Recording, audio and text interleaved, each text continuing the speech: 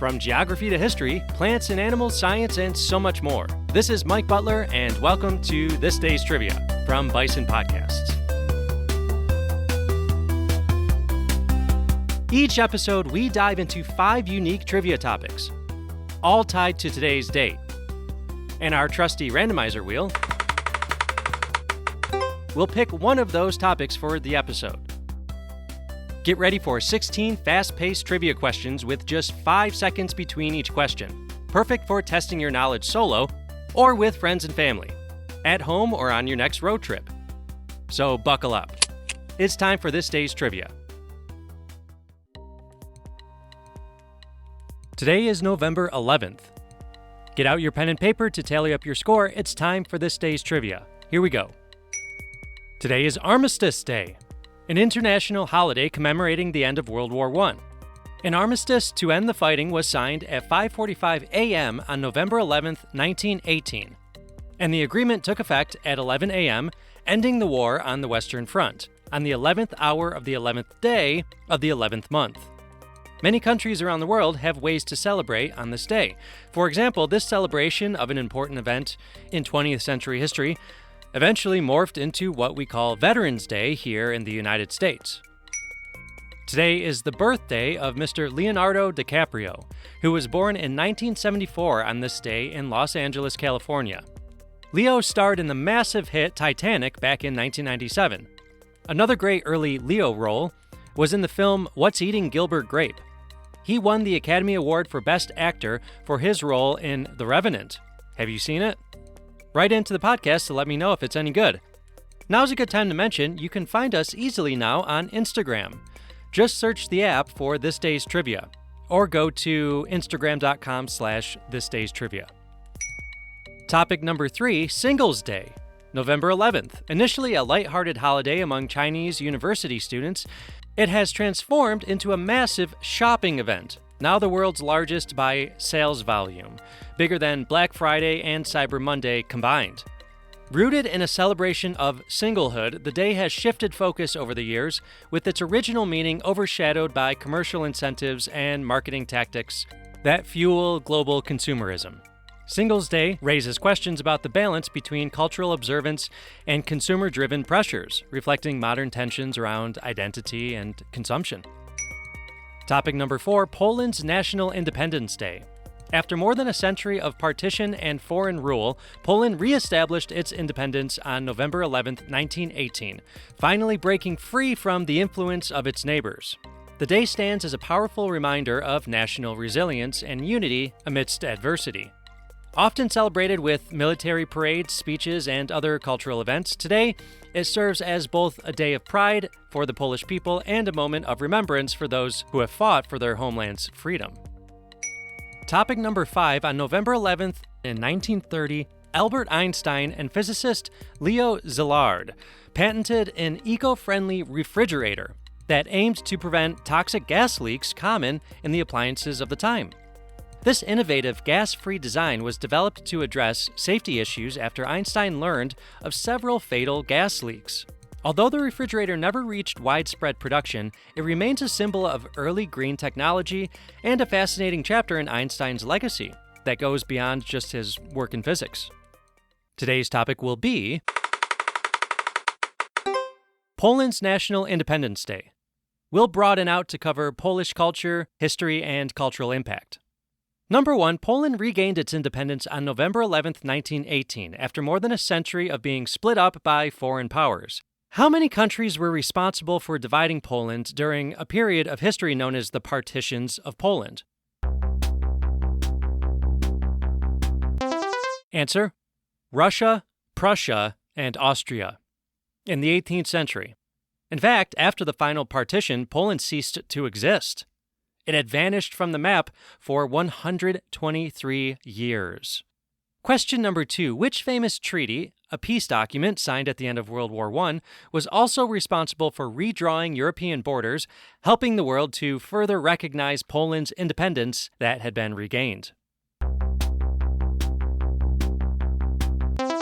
Answer: the Treaty of Versailles. The treaty was drafted in the spring of 1919 as the world was gripped by the deadly influenza pandemic of 1918-1919. One of the worst in human history. Question number 3. Poland's flag is simple yet striking, with 2 colors. Which 2 colors make up the Polish flag? Answer: red and white. 2 horizontal stripes. Question number 4. This type of dumpling, often filled with potato or cheese, has been a mainstay in the Polish diet for hundreds of years.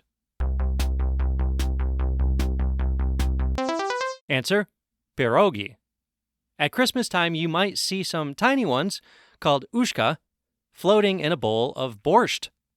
Question number 5. Speaking of borscht, while there are variations without this ingredient, what root vegetable often gives this tasty dish its distinctive color? Answer: beets or beetroot, making this wholesome Christmas-time dish look like disembodied ears in a bowl of blood. But delicious disembodied ears in blood. The little pierogi uszka translates to little ears. Question number 6. Which Polish-French 19th century composer, celebrated for his piano pieces, is a symbol of Polish pride? Answer: Frédéric Chopin. Born in Warsaw 1810 and died in Paris only 39 years later, sadly. Question number 7. While some may associate this clear distilled liquor more with Russia, it's been part of both Russian and Polish culture dating back as early as the 8th or 9th century. Name that intoxicant.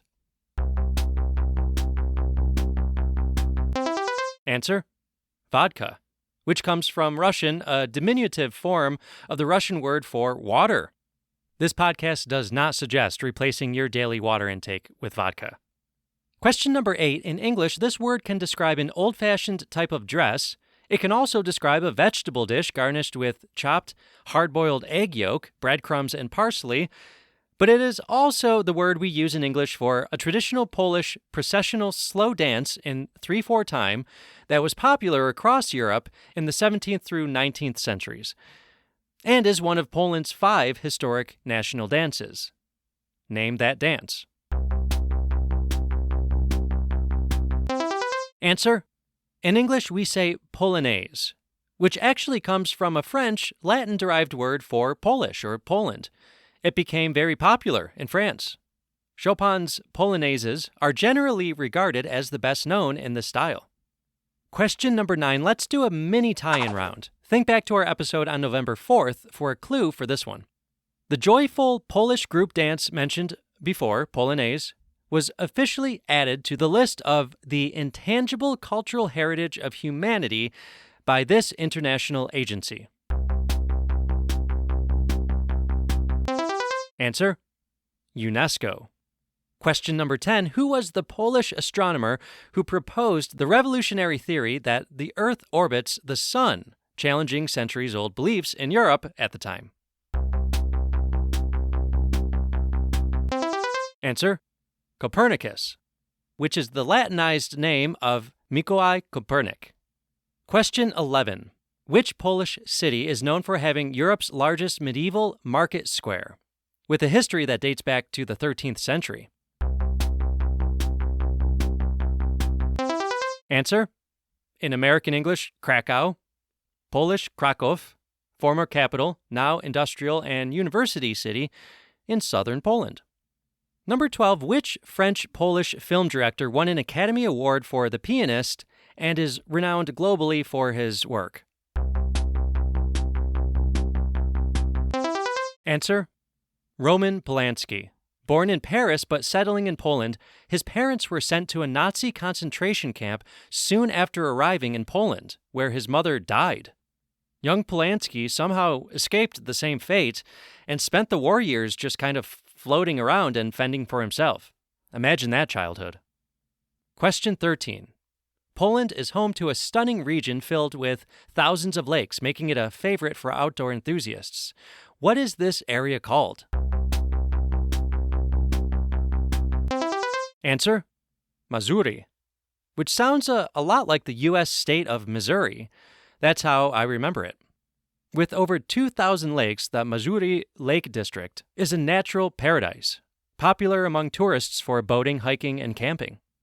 Question 14. In parts of Poland as well as Germany and Ukraine, what creature is a symbol of good luck if found on your Christmas tree? Answer: a spider.